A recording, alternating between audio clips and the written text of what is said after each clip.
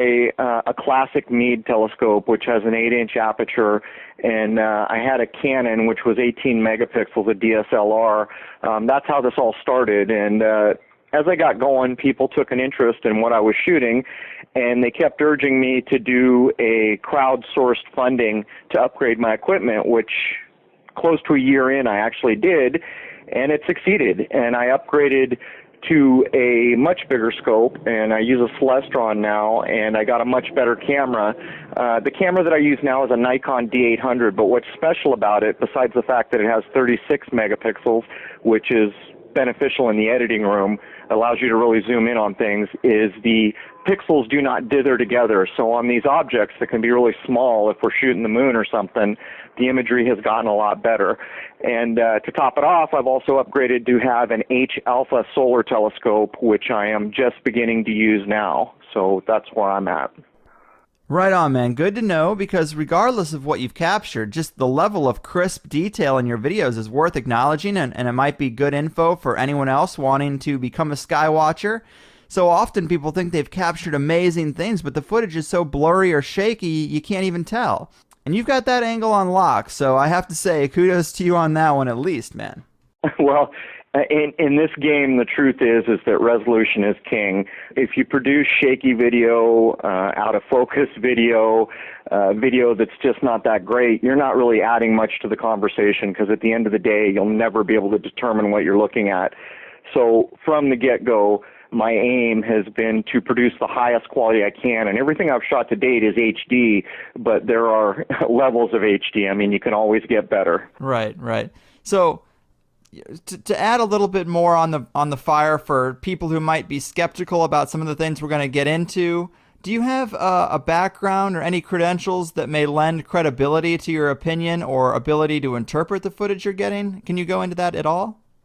Well, I suppose in terms of being a part of a UFO community or something like that, no, not really. I've been a one-man show. I was a radio operator in the Marine Corps, and I've been into astronomy. I got the first scope that I described to you, I got that in the mid-90s, right before the Hale-Bopp comet came around, and I've been doing it ever since. So I guess the only real credential that I can claim is experience, that I have literally many thousands of hours of viewing time. And since I've been filming, probably many more thousands of hours. There are very few people that I know or I am aware of who have put in the hours for even just moon observation that I have. One guy that comes to mind is Bill Bryson, but I don't think he's posted anything on YouTube in over a year. But there's another man who put in literally thousands of hours, and he came to the conclusion that when we look at the moon, we're not looking at what we've been told. And I think there's one other guy I was aware of, but I don't even remember his name at this point. He hasn't posted in so long. Before we get into the really wild stuff, you have caught a lot of odd-looking UFOs. What do you think some of these things could be? Do you have any idea? I think the simple explanation for almost everything I've shot is human technology. And while, I don't discount the possibility that there's other beings out there. As a matter of fact, I would find it strange if I found out that there were no others besides us. But having said that, to make the claim that you're looking at an alien craft, I mean, you need to have evidence to do that. And I have shot some strange things that leave a lot of questions up in the air. But at the end of the day, I opt to start at human technology and then work from there. Right on. So can you tell the people maybe about some of the things you've captured that are kind of shocking or might be beyond what we're told our level of technology should be? Because there's some pretty far out stuff.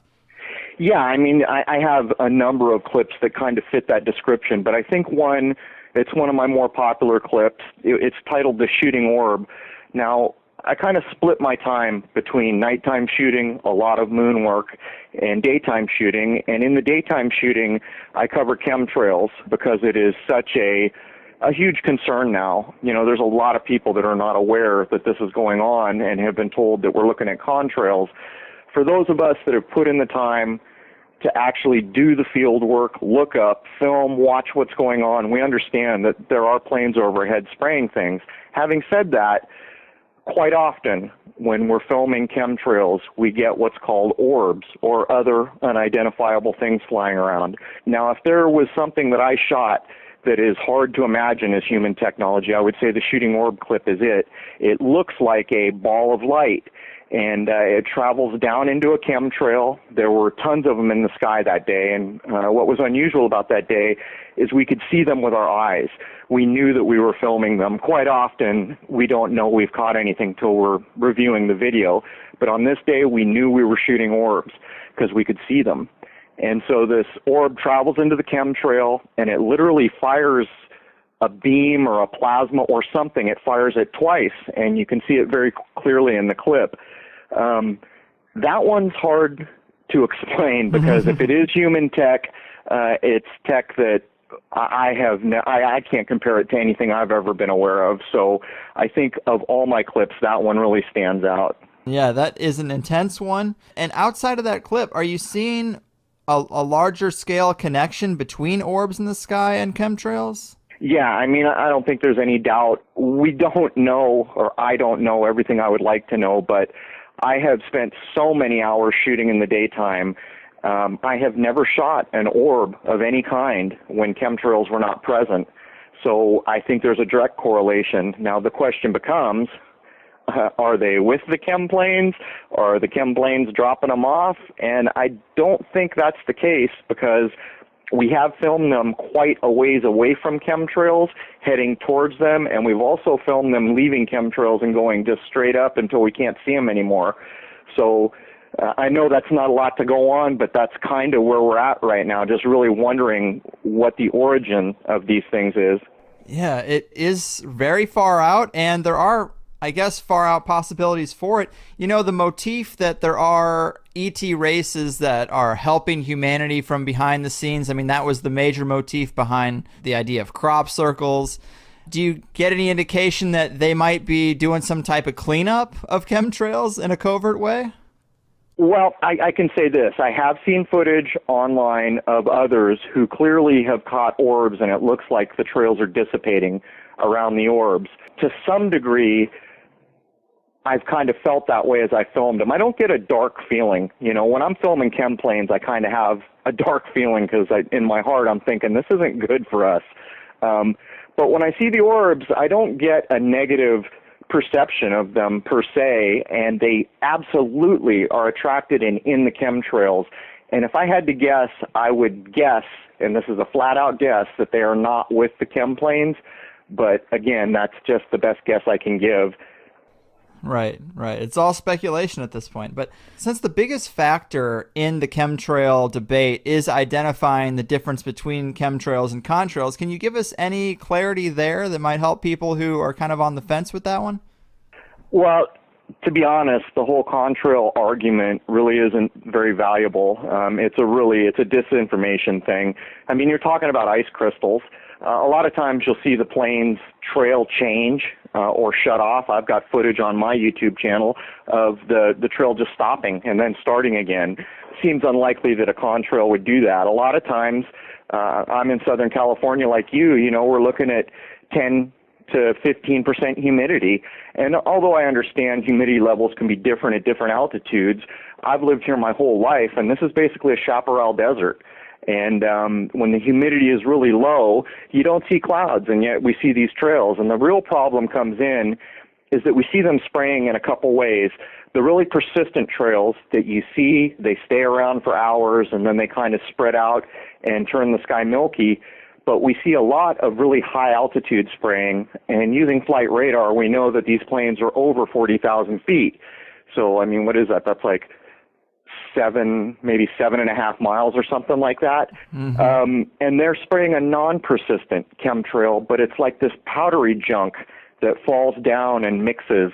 And again, it has the same effect. The whole sky either becomes shiny or a milky white. The main thing that I can say about contrails is I live in a flight path, and you're in San Diego too, so you understand how many planes are coming in and out of here. Absolutely. Well, I'm positioned so that all inbound traffic is south of me and all outbound traffic is north of me. And then there's a big circle all the way around me when they're in a flight pattern to land. And we have never, ever seen these commercial planes leave a trail of any kind, contrail or otherwise. And there's also the argument, a lot of people have come and post on my site snippets from different websites claiming that modern jet engines don't leave contrails. I don't know if that's true, but we don't see contrails on commercial airliners. I know that for a fact. Mm-hmm. Well, let me ask you, as somebody who has been keeping an eye on the sky for so long, have you seen chemtrails increase over the years, just in general? Yeah, I mean, even today, I'm sitting outside right now, and there's a powdery look, and we saw them flying over 40,000 feet. Matter of fact, I wanted to start filming, but I had to come jump on a phone to do this with you. And it's the powdery, non-persistent stuff. And right now, there's one going over the sun right now. There's a chem plane spraying over the sun at this very minute, and you will look up in the sky right now, and the sun is completely blotted out, but the rest of the sky is reasonably blue. Yeah, there's an increase. It's almost nonstop at this point.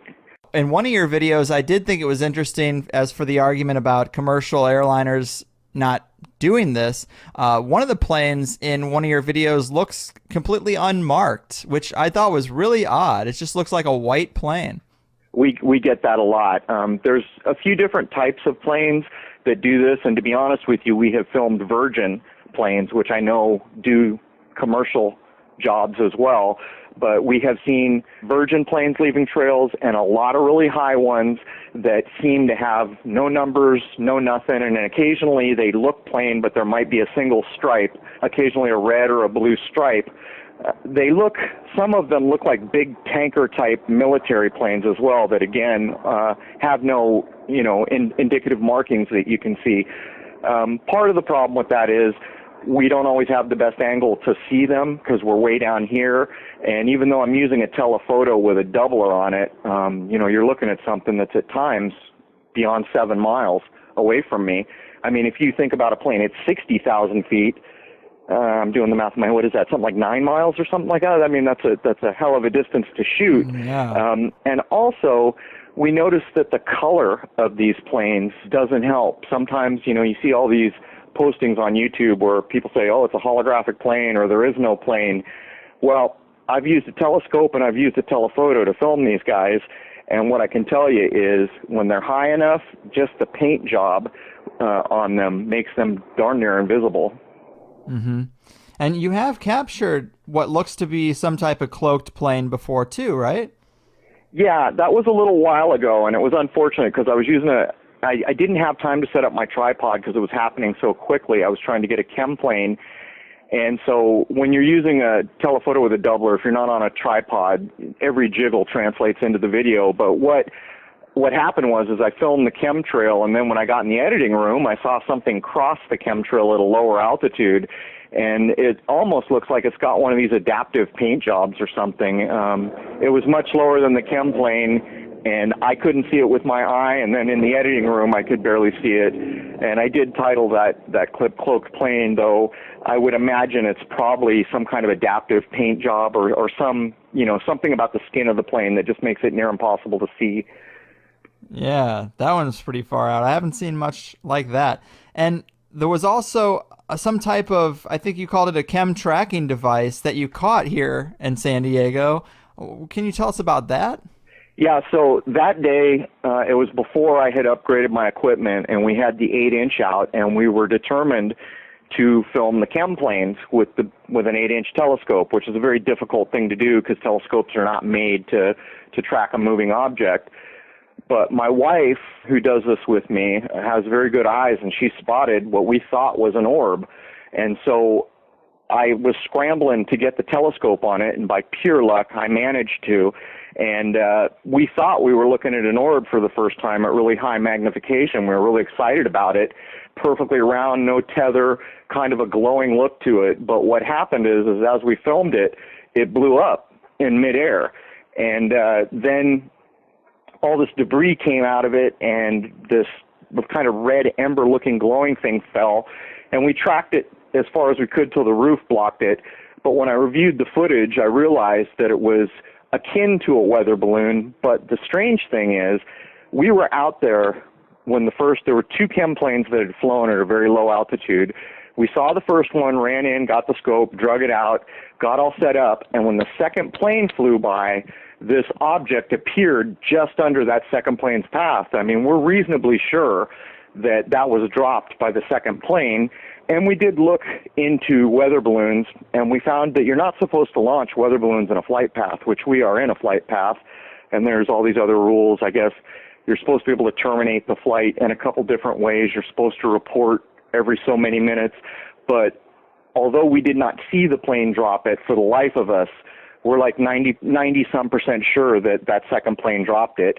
And then reviewing the video, we could see that there was like a tethered device that was like a red ember that fell. And so I just assumed that it was probably some kind of a tracking device to give them data on what they're about. Man, that is so interesting. So what do you think is the purpose or the agenda behind chemtrails? There's a lot of different theories out there. Where are you lying on this one? Well, I think part of the problem with chemtrails is too many people are really wildly speculating, which I don't think helps people to understand that this is a real thing. People that have families and jobs and don't have time in their life to go out and determine, what's going on above my head. Having said that, there's so much deception in the times we live in, and I have come to understand that when we see the powers that be doing deceptive things, they usually have many purposes. It's not often that I recognize some deception that isn't doing 2 or 3 or 4 or more things at one time. I think that the apex reasonable assumption here is that weather modification is going on. There are plenty of bills you can look up. China has launched a weather modification bureau. They were actively going to change their weather during the last Olympics that was in China. These are all documented things you can look up. But beyond that, lab reports from around the world. And this is where the conversation gets dicey, because people like to come in and say, well, those are unprofessional lab reports, and they make many arguments. But at the end of the day, we're seeing 3 common heavy metals in most of the reporting that's been done by private individuals. And even like Tahoe, I had read an article about, I don't know whether it was aluminum or barium, I forget what it was, but one of these chemtrail-related metals, the level of that going up in Lake Tahoe. So when I'm standing out here now looking at the sun blotted out, I can also begin to imagine that blocking sunlight has an effect beyond weather.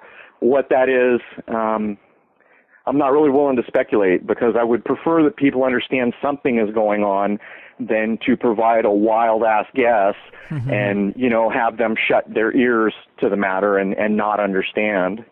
That's true, but I mean, we have seen a lot of science about vitamin D and how important that is. There's a lot of speculation that even just keeping people inside, corralled in little cubicles and under fluorescent lights and away from the sun, that alone has an effect. So I could see taking that to the extreme, trying to block out the sun in some way to decrease the level of vitamin D. If you're trying to make everybody sick with some type of depopulation agenda, I feel like that would fit in that wheelhouse. I think you can't really deny that. We know for a fact that the chemtrails are blocking huge amounts of sunlight that would have otherwise come down to us. There's really no arguing that. The point is proving intent. That's a whole other thing, and that's what makes all this so difficult. But I kind of feel like we are coming to a point where the whole global warming argument that was started so many years ago, this is all going to tie together, and I think that it's going to be opening up more, where they're going to come at it like we didn't have a choice. The planet was going to catch on fire or, melt, or whatever their argument for the day is. I think that's going to be one of the big excuses that's used. Now, some of my friends that I'm close with that do a lot of research have claimed they've read documents that state from the powers that be, once they started doing this, under no circumstances could they stop. The problem with that was there wasn't a lot more information to go with it. But, if we consider that this has been going on since probably at least 96, and now, at least where I live, there's really not a week you can't go out and see it going on every day. yeah, something's afoot. And if the lab reports are even close to correct, that's not good for us. Having huge amounts of sunlight reflected off us, that's not good for us. So yeah, it's easy to say correctly, this is not good for us. It's very difficult to talk about intent and why it's being done. It is. And there is a lot of speculation out there that chemtrails might have some type of connection with like the HAARP array. Have you seen any indicator that that would be true outside of just speculation? Well, I can, and actually I do have a background in radio. One of the things we did in radio was bounce radio waves off the ionosphere, and we would bounce them off the ocean. Say we were, in Japan or Florida or something, and we wanted to bounce a signal to a new continent. That's kind of how you would go at it, depending on the type of radio you're using. But what we see here firsthand, and I believe I've got footage of this up somewhere, is you'll begin to see a frequency pattern in the cloud cover that the chemtrails have made. It looks kind of like beach sand. And the problem with that is people will say, oh, well, the wind does that. Well, the real problem with it is for those of us that pay attention and film and observe, it happens in very confined areas, and you'll see these frequency patterns. So I don't doubt for a second that these false feelings of clouds that are being put in could be used to bounce radio waves around. Wow, that's scary, but it's interesting that you actually have a background that has done things like bouncing radio waves off the ionosphere. So is there any other element to the whole HAARP conspiracy that you could possibly shed some light on because of your background? Well, the real problem with trying to do any research on HAARP is that it is such an upfront topic that you get a ton of absolute crazy and a ton of absolute denial. So to find any middle ground there becomes very difficult. But I mean, again, these are things that you can look up where weather modification as a means of warfare, I think that started up openly where you could see documents. I think it's the 80s, don't quote me, but there are documents that you can find about governments, intending to modify weather for warfare. And that has been associated with HAARP installations and other installations like it in other countries. So I don't think that's far-fetched to consider that these things have gone on. Man. And we also know, really low frequency, I guess they call it ELF, extremely low frequency radio waves has some really dire effects on human beings depending on how they're used and the amount of exposure, you get. Yeah, that doesn't sound great either.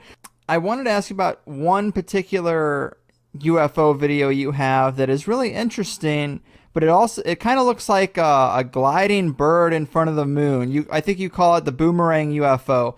What makes you think that wasn't a gliding bird? Is it because of the distance from the camera? Well, yeah, it's definitely. So I have a Schmidt Cassegrain style scope. My old scope was that style and this one. So most people don't understand, because they've never used one, how the focus works. I can, as an example, I can set up my scope at night, point it at the moon, and put my head, a foot away from the aperture in front of the scope, and you don't see a head. You see the light dim.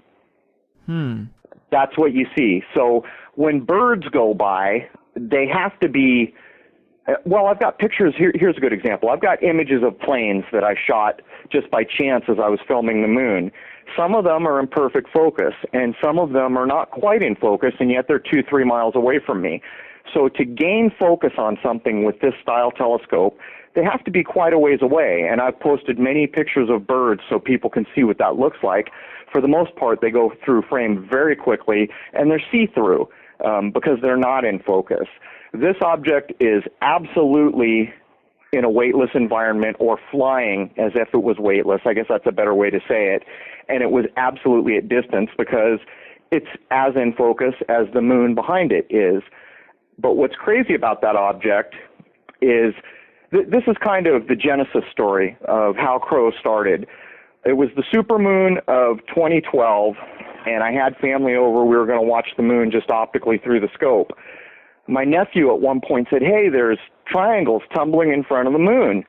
So, of course, we all took our turn, and each one of us saw these objects, tons of them. what's crazy about this is we viewed for 2 to 3 hours, and anyone who watches the moon knows from our point of view, the moon appears to move over that time. Yet these triangular objects remained between us and the moon. We saw, I don't even know how many, and at one point my brother-in-law saw a formation of 5 to 7 of them, and we were blown away. And that's what, next day I went out and got the stuff I needed to begin to film. Now we're assuming that that object that you're referring to is an object like that, because it is triangular. We saw the first ones through an eyepiece, so we probably had a bit crisper view. But what you'll see is it spins one way, spins the other way, noses down, noses up, clearly under intelligent control. And I do have varying versions of that clip that I've zoomed in on. It's absolutely technology of some kind, and it's absolutely under intelligent control.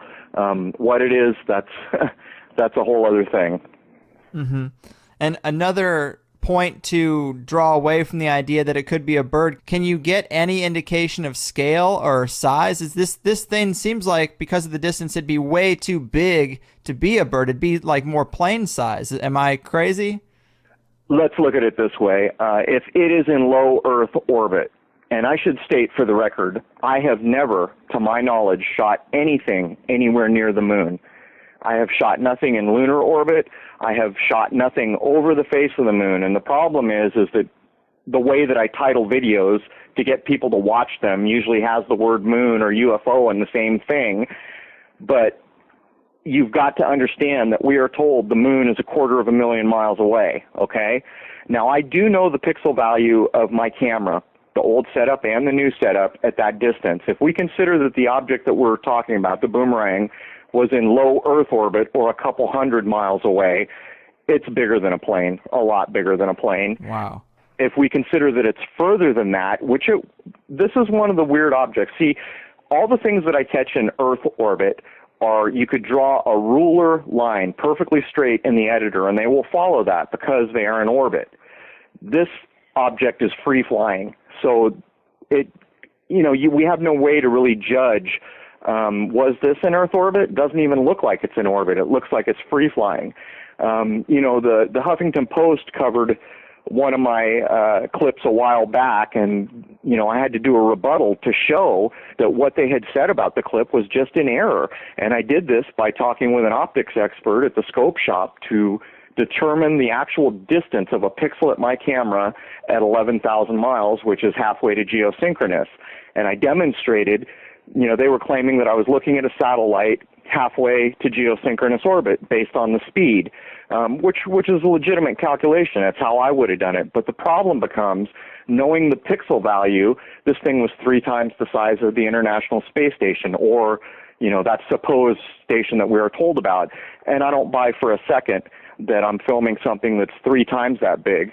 I mean, how do they get it up there, for one? Dang. That's an intense one, and it looks very clear and very interesting. That's one of my favorites that I'd seen. So I want to get into the major thing that you've captured. This is the thing that people are calling, or that you call, the lunar wave. It's created quite a buzz. People are very interested in it, but also people are very polarized in their opinion of it, it seems to be. But explain to the people what you captured. How do you introduce people to the lunar wave? Very carefully. Right. Not an easy thing, because it is so far outside of any reference point the average human has to associate. And so let me tell you what happened the night I filmed it, and let me tell you what I did in the following weeks. And it will help you to understand that not only was I exactly where, people view a video once and they draw a conclusion. That's what YouTube is about. Very few people take the time to go back and study over and over a clip. But it was back in 2012. It was on the 26th of September, just a few days past the fall equinox. And I should preface that every wave that I have filmed has either been right after an equinox or right before the spring equinox. So I filmed the first one in 2012. I didn't see anything again until the spring equinox of 2014, and I was filming right along the whole time. So I'm filming that night. By chance, When I film, I keep my camera centered on the moon because it takes endless hours. You're out there, you get bored. You just want to increase your odds. So I don't move the camera much. For some reason, I panned the camera down below the moon and the wave started. Now, I didn't see that, but when I panned up above the wave caught up to the camera, which has always proved that it's a filmed event. But at the time, I saw it, and my immediate reaction was, my camera's failing. So I reached over to delete the clip, but for some reason I didn't, which is also odd. So now I've panned my camera in a strange way that I've never really done since or before, and I reached over to delete a clip, which when I do it, and for some reason I didn't. Had I done that, it would have been unretrievable. So I filmed on that night, and that clip gnawed on me in the back of my mind. I kept going back, looking at it, thinking, okay, camera failure, camera failure. Well, I've got a degree in internet technology, and what was gnawing on me in the back of my mind is digital equipment doesn't fail in an organic way. It just doesn't. You know, you see pixelation, signal shredding, all these kinds of things associated with losing a digital signal. So I think a month or more went by, and finally one day I went in, looked at it, and I just said, the hell with it. I deleted the clip. That night, as I laid down for bed, I had the epiphany, and I ran out to the computer, booted it up, restored the clip out of my trash can, and it scared me because I realized all at once what the camera pan meant. The camera pan had proved that it was a filmed event, and it was very fortunate because had that not been part of the clip, there would have been no way to address any of the other 9 that have been filmed to date that we know of now, because so many people will just say it's atmosphere, it's camera, it's, you know, they'll say what they want. But that fortunate camera pan gave me a benchmark to consider. So that's how I first dealt with the wave, thinking that it was equipment failure. So then after that, of course, comes endless hours of reviewing, examining, studying, measuring, talking to other people, letting very smart people see the clip. And, you know, not before long, I've talked to a guy who designs CCD chips who's saying, yeah, that's a filmed event. Along the course, well, it's like the 3rd video or so I posted on my channel, and I realized there was something special about it by the reaction I got, because I got contacted by first one of the observatories in one of the stands, Kyrgyzstan, or I forget which country, but they read me the riot act on how irresponsible and unscientific I was for saying the things I had said. And this didn't stop. This kept going on. So I realized there's got to be, you know, there's something going on with this clip. Right. Yeah. Well, further down the line, a video engineer views it, and he says, you know, you can use luma, gamma, and noise to try to prove that the wave doesn't cross the video frame, which I do. And sure enough, you can see the wave is not going beyond the edge of the moon. So I tried to encode that clip. It takes hours and hours and hours, and by the time YouTube's done with it, it just looks like noise with a bright spot in the middle. So what I did is I ended up masking out the moon, adding noise and making it black and white, and putting up a lesser version of that would encode, which is on my channel now. 2 of the clips were shot early enough in the night that there's enough ambient light that you can show the wave is not crossing the video frame but staying at the edge of the moon. But in the 2012 footage, maybe a year in, when I got better video tools to edit with and I had stepped up my game there, I started to run some filters, and we realized it looked like there was some kind of like a little invisible, almost like a cloaked ship or something, skirting across right before the wave starts.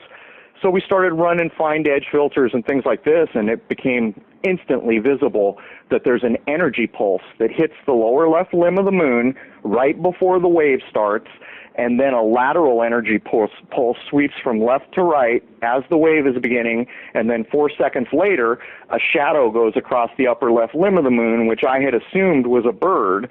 And, you know, by this time I'm thinking, well, maybe this isn't a coincidence. As it turns out, in I think 2 other filmings of the wave, we have seen this shadow that looks enough like a bird that it's hard to make a claim beyond, but it seems to be more than coincidence. So, you know, anyone who looks at maybe the latest clip on this where I've got all 9 posted, There's 4 other people that have shot this now to date. 2 of them were not even aware that it was in their footage. Users on my channel who had been following me spotted it and brought it to light. It's the real deal. There's something going on, and we have not been told about it. And this clip seems to hit a nerve out there in the world. So that's what I can tell you. Yeah, man, it is definitely fascinating. And for people who haven't seen it, just to clarify a little bit, we're talking about, you're filming the moon, you got the big full moon, and then we have this solid, straight across, transparent wave that just kind of sweeps across the entire footprint or the entire surface of the moon, like a guy washing a window, like this sweep straight across. Is that kind of how you describe it to people who might not have seen the clip? Well, there's a couple things. First of all, you can see the bow in the 2012 footage, which is miles ahead of all other footage that's been captured. It's just by chance the best footage. In that footage, you can see as it crosses the equator of the moon, there's a bow. You can see that it's going around something round, but the waves always come in pairs, and they don't always come from the same direction. And to top it off, we were filming one of the 2 recent lunar eclipses, and I spotted the wave in the middle of a lunar eclipse. Very subtle. The other thing to note is when I first filmed it in 2012, every subsequent capture has been a faster wave, a clearer, a harder to detect wave, and many have argued that someone out there knows you filmed it and they're trying to make it harder to see. It almost looks like a organic, old-fashioned video signal reset. It almost looks like if you would film like off an old tube TV, the effect you would get, but the problem is it's just on the moon. Right. And, the energy pulse really brings that home. You can just see the curvature of the lines when the filters are applied. There's no doubt in my mind what I think I'm looking at. Yeah, I've tried to describe it to my girlfriend who hasn't seen it because I was explaining the show I'm going to do today, and I explained it by saying, like the old VHS tapes when you would hit the tracking on them, those tracking buttons, and you'd get that one line that goes across the whole screen. It's like that, but it only covers the moon. And yeah, the videos that I've seen, it is at night, so it's kind of hard maybe to see against a black background. But like you said, you have some that have some ambient light. But I still think even with the black background, it's easy to see that there's no disturbance in the space around the moon. It's just this one thing that sweeps across and the entire surface of the moon, and it's not existent anywhere else in the frame. Very compelling, very mysterious. What do you think that means? What do you think you're capturing there? Well, I would also add one more thing about the appearance. Sure. For those who haven't seen it, is we get that glass of water effect where as the wave is traveling, it very slightly displaces the lunar features as it goes by, almost like you're looking through a glass of water and you just move that glass of water a little bit. So that's part of it. What I think we're looking at is artificial. Now, the second I say that, the argument for me becomes very hard, because now they're going to say the moon's been there forever, thousands of years, hundreds of thousands of years, whatever. We didn't have holograms back in the day. Well, be that as it may, I have spent endless hours with my wife observing the moon every month since 2012. And we can tell when we first set up that we're looking at something that is not the same as it is on a say a different night. The problem with that is to see it live unencoded on an HD monitor with an eyepiece is not the same as looking at video. When you look at video, then you've got lighting, contrast, color, all these things come into play, which are going to obscure the point that I'm trying to make here. So I really haven't tried to, but I can tell you this. Every time NASA has said they're going to be in orbit at the moon, every time the Chinese have said we're going to have something up at the moon, we're going to land on the moon, we're going to orbit the moon, we're going to crash something into the moon, my scope has been there, and we have seen nothing. And to top it off, I'm getting ready to do some experiments, and one of them is going to show that if I take my scope and shoot a mountain that's 5-10 miles away, there's atmospheric disturbance in between me and that mountain. It's not crystal clear, and the further away it gets, the more that is. That's never the case with the moon. Every time you look at the moon, if it's not overcast, it's crystal clear. But this wave is artificial. There is no doubt in my mind it's artificial. I have said in some of my clips early on that I thought maybe it was a hologram covering the surface of the moon, so that we couldn't see what was going on. But since then, I've come to the point where I doubt everything we've been told about the moon. And this is just based on a lot of filming, a lot of experience, and a lot of deductive reasoning. And so at this point, I'm willing to say I'm 100% sure that we're looking at something artificial. I don't know the cause of it. I don't know who's doing it. But I do know in my heart of hearts that the moon is not what you have been told it is. Wow. And that is definitely far out. But just to clarify, we're talking about not just the lunar wave is artificial, but when you look up at the moon at the sky, do you think that whole ball that we're looking at could be a fabrication? Here's what happens in life. You know, if you talk to a physicist and he starts talking really high-minded physics to you, as a human being, your response is to say, you know what, I don't understand what he's talking about. He's the expert. I'll go with what he says. Right. That's human nature. The problem is that when you say, hey, I'm a human being, I can think, I can do these things, and you go out and make your own observations and your own studies, everything you've been told starts becoming a problem. I mean, everything you've been told starts becoming a problem. And the real problem is trying to convey that to other people, because they are in a mindset where, well, wait a minute, in school they told me this, experts have told me this, NASA says this. That's the problem. You know, go out and do observations on your own. There's a man named Bill Bryson who viewed the moon for many thousands of hours. In between Bible study, you know, he would go to Bible study, talked about on his channel, and then he would come home and film the moon. And when he started getting objects, his initial reaction and his frame of reference was that he was filming fallen angels. That's what the little vehicles or whatever they were that he started to film. As he went on, he was doing real close-up work with homemade, really high-tech cameras and stuff. He came to the conclusion that the mare, or the mares, the seas on the moon, are see-through, and that he could see cities beneath them. Well, while I don't necessarily agree nose to nose, what I do agree with is that when you take the time to observe for yourself, you will realize that things are not exactly how you've been told they are. Right.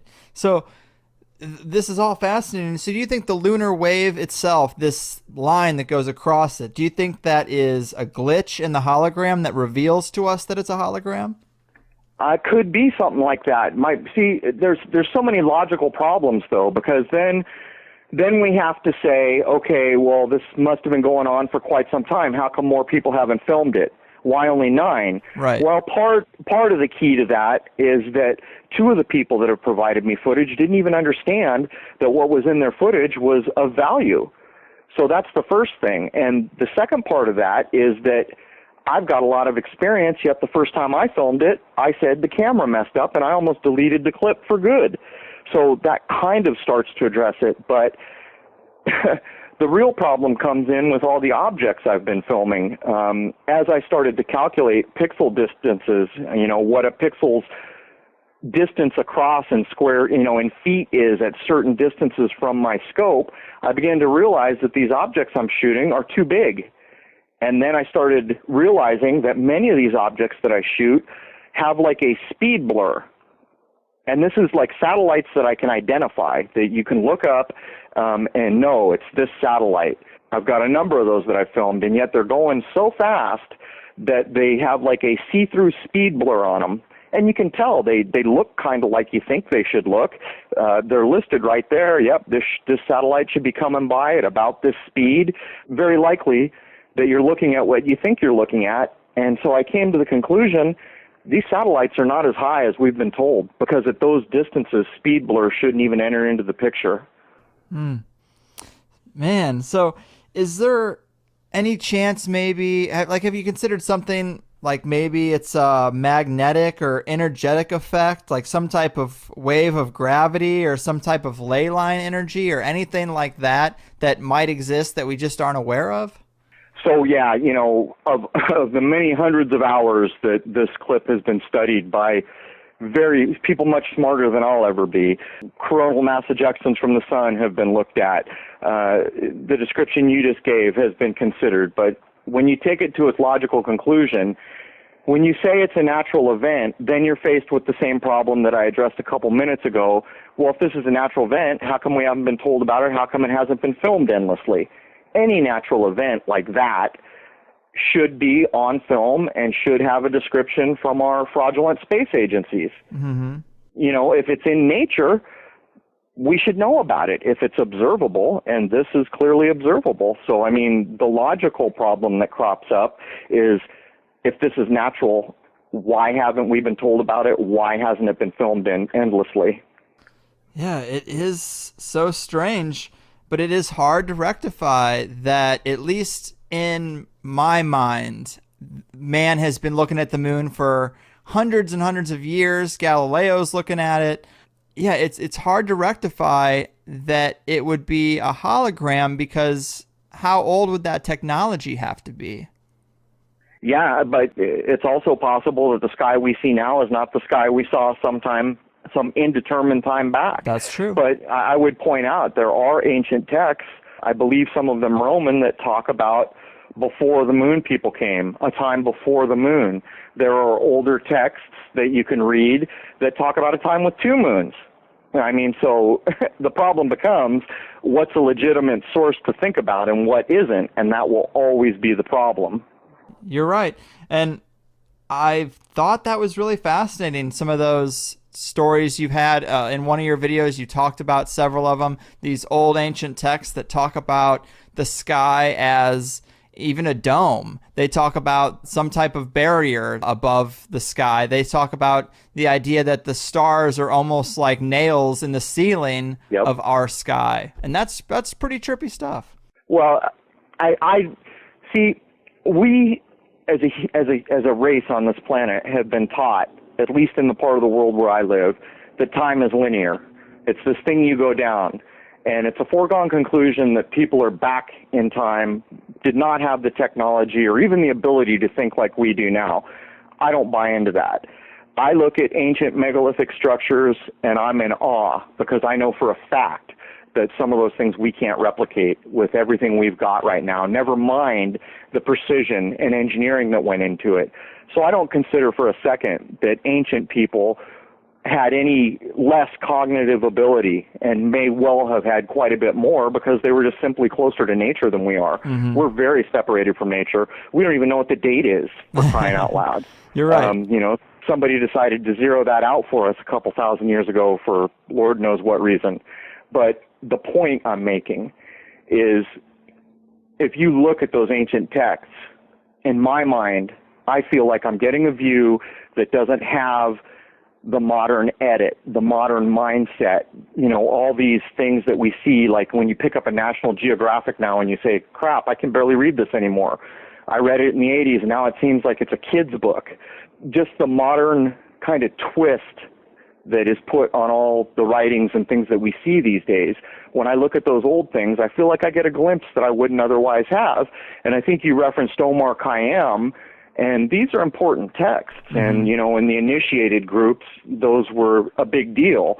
Since I'm not in an initiated group, I guess I'll never know why it's a big deal to them. But nonetheless, when I read those words, I feel like I'm getting an insight that I wouldn't have otherwise had. And, I would say to everyone, read Omar Khayyam, if nothing else.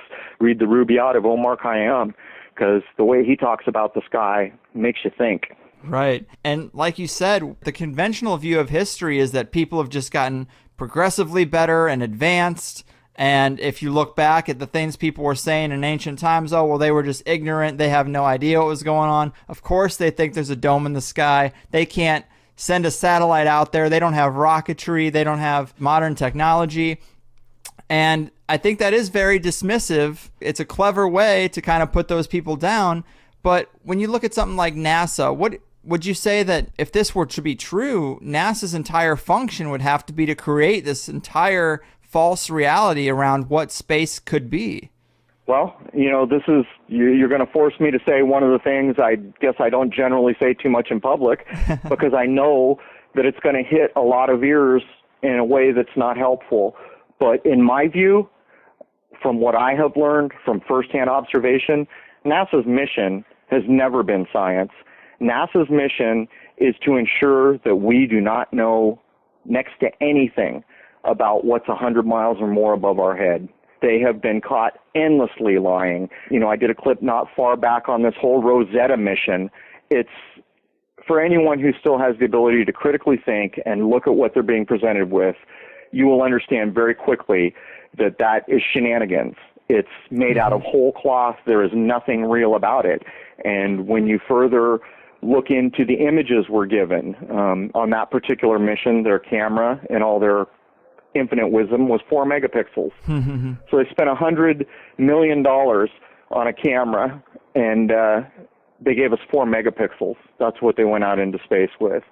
And, people come to my channel all the time, and it never ceases to amaze me that someone will ask an honest question, like one I heard recently: how can a rocket work in the vacuum of space? There's nothing for it to thrust against. In my mind, that should be legitimately talked about. Right. But what we see in the comments section is, oh, God, break out the tinfoil hats. We got another one here. And this is one of the big problems with the modern age. If someone brings up a topic, you should address it. I mean, sure, some things are beyond the pale. But a question like that, to me, is a reasonable question. I would think so, too. And it might sound super far out that NASA would be created for this purpose, but we have examined on this show the Smithsonian in the past and how they've taken a lot of anomalous artifacts from the early United States and they have suppressed them, including giant bones that have been discovered by the thousands, yet they don't ever make it to display. So we have the situation where the Smithsonian is considered the institution of, that chronologizes history, and yet it's like limited hangout because they show us some things and they say, oh, this is all we got, but yet the real stuff is buried beneath. And NASA could also provide that false sense of security for space. They're like the Smithsonian of space, perhaps. Yeah, there's an interesting line in the beginning of one of the Indiana Jones movies where Indy is teaching his class. He looks out to his class and he says, don't come here to do archaeology looking for truth, because archaeology is not going to give you truth. It gives you facts. If you want truth, go down the hall to the philosophy class. It's these small little castaway lines that are blurted here and there that don't seem to mean much, which really mean something. And it's unfortunate that people don't catch them going by. There was a guy on one of my channels not long ago making the argument that there is not a museum in the world with a real dinosaur skull. And I thought, well, that's an interesting claim, and I thought I'll have to go look at that. I haven't had time yet, but that's the kind of guy I want to talk to, the guy who's thinking on his own 2 feet. Maybe there's something to it, maybe there's not, but the point is he's not just regurgitating what he's been handed all his life. And I think that most people agree that one of the peculiar things about the age we live in right now is it's a very deceptive age. Oh, I totally agree. And this also spills over into false flag events, or when a tragic event happens, immediately now the knee-jerk response is false flag, didn't happen. And yes, you don't want to be jumping to conclusions prematurely, but I would argue that it is better for the knee-jerk reaction to be the news is lying to me rather than the news is telling me the truth. So I guess we're dealing with growing pains and deciding what is true and what is fiction, but I don't mind that the default reaction is, you better prove to me that this happened before you just tell me. Well, I don't see any problem with that. I think that should be the out-of-the-box response to everything. Yeah. I live my life by the rule where I will believe nothing, unless I have a damn good reason to do so. And I went through, some years ago, my epiphany where I made the decision to throw out everything I had ever learned. And it is not an easy thing to do because it leaves you without a point of reference. And you find yourself slipping back and clinging on to these things that you've been told your whole life. But if you can pull that off for 6 months or a year, a whole new reality opens up. where you see things in a whole other way. And as far as the news is concerned, I have no compulsion to tell anyone that if it came from your news, it is not just worthless. At its best, it is agenda and propaganda. That's what it is. Right. There's no doubt. And the real truth is, if you take some event like Sandy Hook, which has been pretty well documented to be shenanigans, if you can accept that this has happened once, are you the kind of person that is going to cling to your old ideals and say, well, it happened once? Or are you going to come to the realization where, you know, if I see one bunny, there's more bunnies on this planet, you know, because that's really what this is about. You know, things do not happen in a vacuum. Right. Man, so let's assume that the lunar wave is evidence of a glitch in the hologram that is the moon. And then let's also assume that some of these ancient writings we were talking about have some legitimacy. For people who still might not be very clear on it, what do you think the real composition of our sky is? Like, if you had to say, if you took away all the manipulation and tried to get down to the truth, what is up there? Is there no space? Is it a dome? What do you think it might be? You know, the honest answer is I don't know. I am arriving at the conclusion that we do not leave low Earth orbit. That's not set in stone, and I am working feverishly to get some evidence that can help to solidify this, some firsthand evidence that I can gather, or some experiment that I can run, or some logical deduction I can apply. But I am very close to being convinced that space is nothing like we've been told. But to say that doesn't mean much when you can't follow up with, this is what it is. And unfortunately, I can't do that. I don't know. I can't go there. I'm stuck like an ant on the ground like the rest of us, and I have to figure out a way from my minuscule vantage point to deal with this. You know, not too long ago, I shot what looks to be some sort of a spaceship with thrusters that just happened to come through my field of view, and I took that as a very important clip because the size of it, just what we were seeing, it was clearly had thrusters of some sort, and it brought up all these questions like, if that thing's 200 miles away and those thrusters are that big, what kind of fuel would that thing be burning? And, you know, it makes you begin to reconsider, how far away is this thing? Is it in low Earth orbit? I guess the short answer is I'm not sure how to address it. I don't know what's out there. Yeah, I mean, to think that the reality could be this different, I mean, it throws a whole lot of things into the manipulation column if it were to be true. I mean, the whole composition of our solar system, the model we have for the planets, the orbits, I mean, the constellations, if all that stuff could be somehow not real, I mean, that's a pretty far out thought. It is, but I mean, there were times when reality was talked about in different ways, and I suppose there's probably spiritual sects on the planet that still think in this way, but even the movie The Matrix kind of brings this home to people, that reality is made by, you know, your mentality. Your mind creates the reality. And so if that is true, it really adds a whole nother ocean that you can't see the bottom of to think about. Right. And when you think about the media, just ensuring that, you know, the population of this planet goes out and bases everything they regurgitate and every decision they make in error. It's just like the old computer cliche, you know, bad information in, bad information out. If you're in the ruling class of this planet and you want to control a population, one of the easiest ways would be to ensure that everyone's basing everything they say and do on erroneous information. Right. If you were the ruling class and you had good information, that would be one heck of an advantage. Mm-hmm. Yeah, if you make everybody's foundation inaccurate, they got nowhere to go. They're just lost in the forest before they even know that they need a map. That's right. And we're getting pretty close to the end of the show here.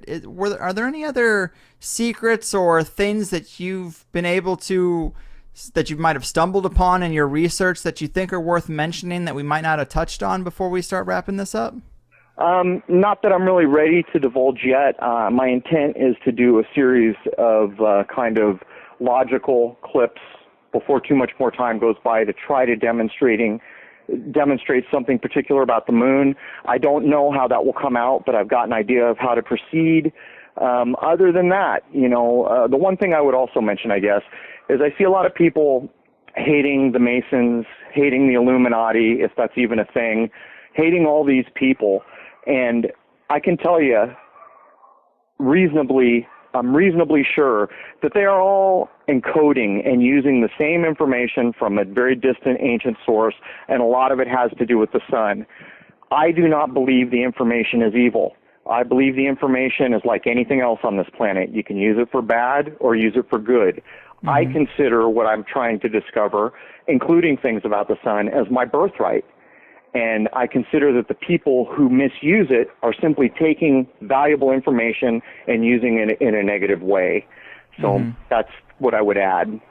Well said. And I agree with you. We talk to people who have studied that stuff, and they kind of talk about sacred geometry and the enlightening nature of it. And right. I totally agree. It can be used for